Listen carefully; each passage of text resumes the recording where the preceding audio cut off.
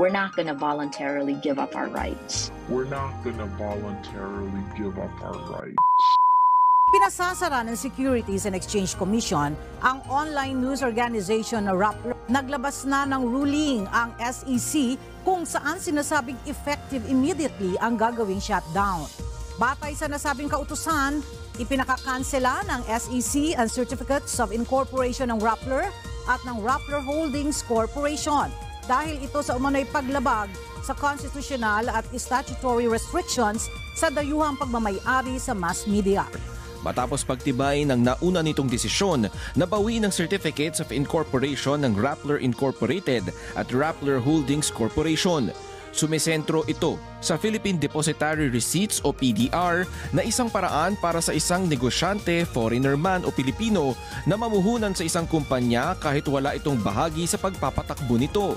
Binigyang diin din ng SEC na nilabag umano ng Rappler ang pagbabawal sa mga banyaga na magmay-ari ng media organization sa bansa matapos tumanggap ng PDRs mula sa Omidyar Network. Paliwanag pa ng SEC, may probisyon ang naturang PDR na humihingi ng approval ng Omidyar sa corporate matters ng Rappler, isa umanong paglabag sa foreign ownership restrictions sa mass media. Tuluyan ang ipinag-utos ng Securities and Exchange Commission o SEC ang pagkasara ng online news site na Rappler. Napawalang visa ang Certificates of Incorporation ng Rappler at ng Rappler Holdings Corporation. When you give up your rights, you're never going to get them back.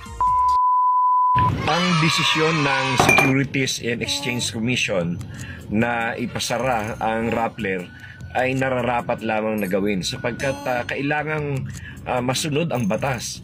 Kasi pag hindi yan isinara, lahat na lang ng gusto pala magnegosyo na walang lisensya, walang registration, papayagan. Hindi po pwede yung ganon. Mawawalan tayo ng regulasyon sa ating mga negosyo, sa ating mga kumpanya.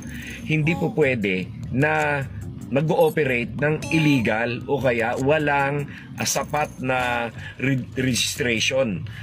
Dahil ang registration, ayan ang magtatalaga ng mga requirement at kung ano ang mga limitations at kung ano ang mga dapat na sundin ng mga kumpanya.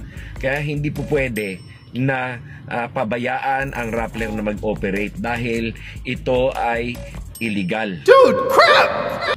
Yun ang sabi ng batas. Kaya mga kabatas natin, if the Securities and Exchange Commission revoke your certificate of registration, you cease to exist. Wala ka na. Hindi ka na buhay. Wala ka ng personality, hindi ka na kilala ng bansang Pilipinas. Hindi ka na kilala. Hindi ka na buhay.